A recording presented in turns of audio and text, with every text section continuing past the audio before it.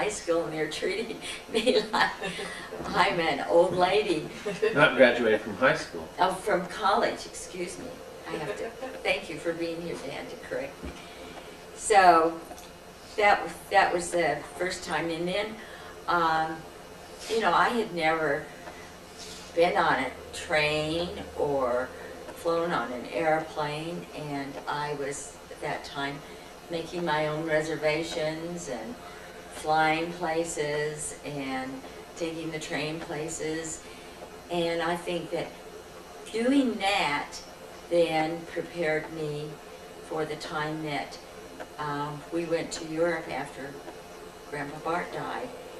And I felt comfortable about traveling in Europe and at that time, and we were camping and driving on the Autobahn, and so many of my friends said, oh, I wouldn't have had the courage to have done that. And I think too, when I did that it prepared me so that going to Europe as a single mom was not a problem for me at that time. I'm just sorry that your dad didn't go along. He is too. Heard about that. Yeah. Took him like almost 50 years to finally get there. Oh yeah, I haven't been to Europe the way she went to Europe. Yeah. I touched in Portugal. It's about my full experience.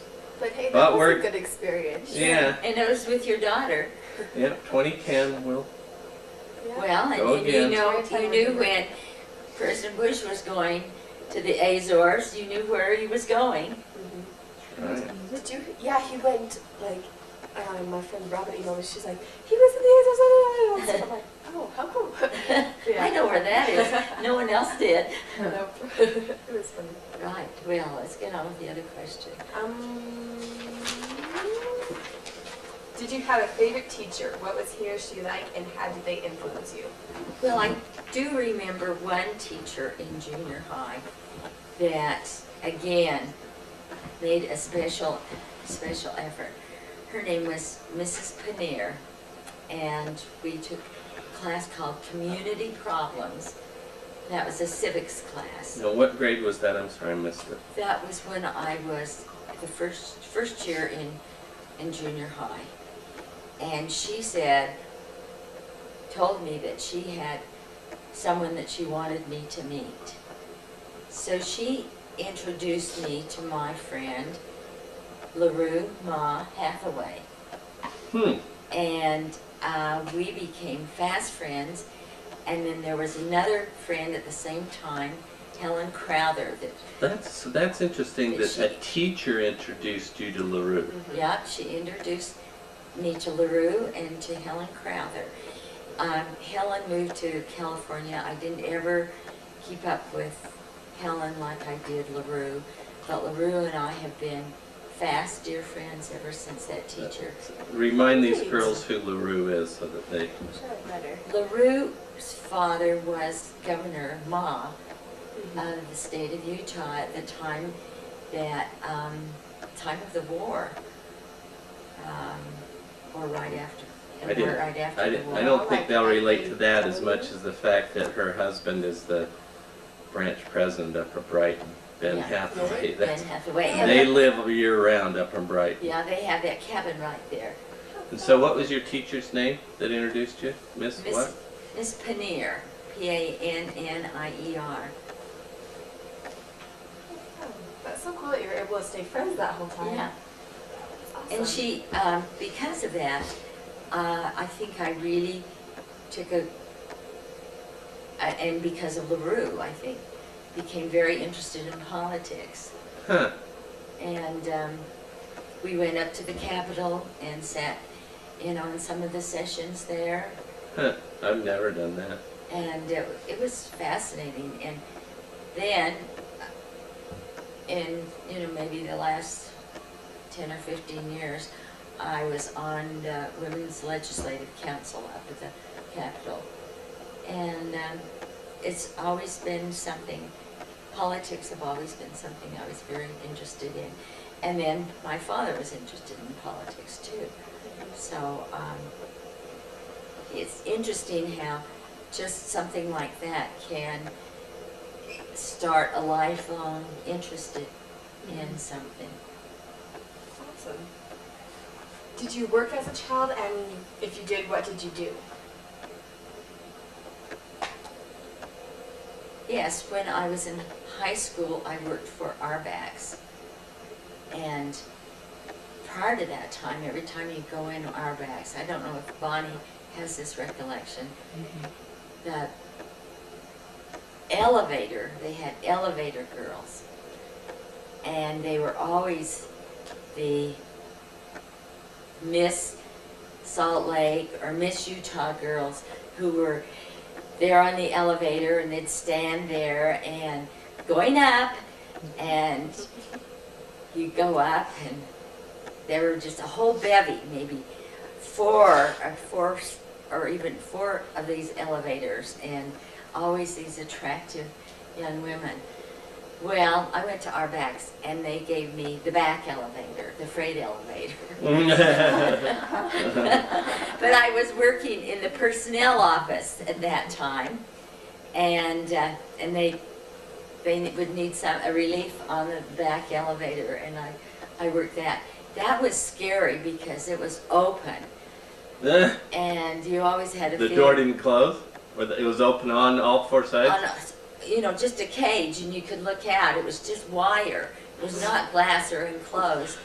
And then you'd have to try and get, part of the trick was to line up the floor of the elevator with the floor that you were on. And because I was such a novice, you know, you bounce it back and forth. Excuse me. Sometimes it was this much, and sometimes it was that much. But it was always good for a laugh, and you always met the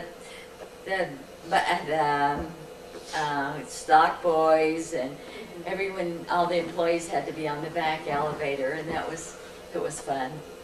It was fun. And then I went back to Washington. So was that your first job, or? That was my first real job that I remember. Oh, good. Let's mark it as the first real job. Yeah.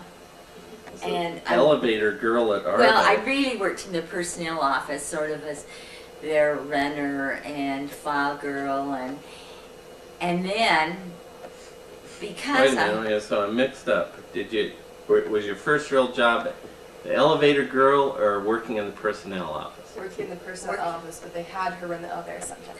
as a relief on the elevator, on the back elevator, but I had to tell you really how funny that was, because everyone aspired to be one of the elevator girls, and it wasn't just Arbacks that did it. ZCMI, Hotel Utah, all of them had these beautiful, these attractive young teenagers, and they were running the elevator, and I had to laugh that there I was on the back elevator. Then after, when I was in college, I worked for a couple of stores down in Washington, D.C. And that was because of my store experience at Arbacks that I worked at Woodward and Lothrop and Julius Garfinkel's. And they were both very prominent stores. And I worked in Julius Garfinkel's longer than I did at Woodward and Lothrop's. And I'd go in I was living in the sorority house, and I'd go in on the bus and on Saturday and work there. And two departments I worked in that I felt were fascinating. I worked in the hat department. All the women wore hats, and a lot of the hats were just decorated with real feathers from birds. And I was so surprised that there were some women who did not want any feathers on their hats. And I don't know if it was an ecology thing so much as it was a personal thing, that they just didn't want bird feathers. And then I worked in the hosiery department. And this is at Garfinkel's? Garfinkel's. At Christmas time, it was so fun to have all of these servicemen who were stationed around Washington to come in and buy stockings, because you could not get any kind of hose. Before the war, everyone wore silk stockings. After the war, they wore nylon stockings.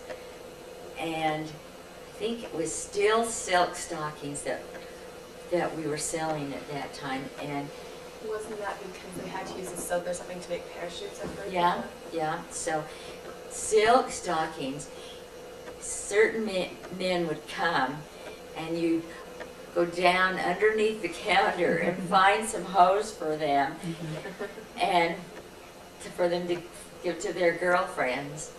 And it was really interesting that a pair of stockings could be that big of a deal, because they were really at a premium.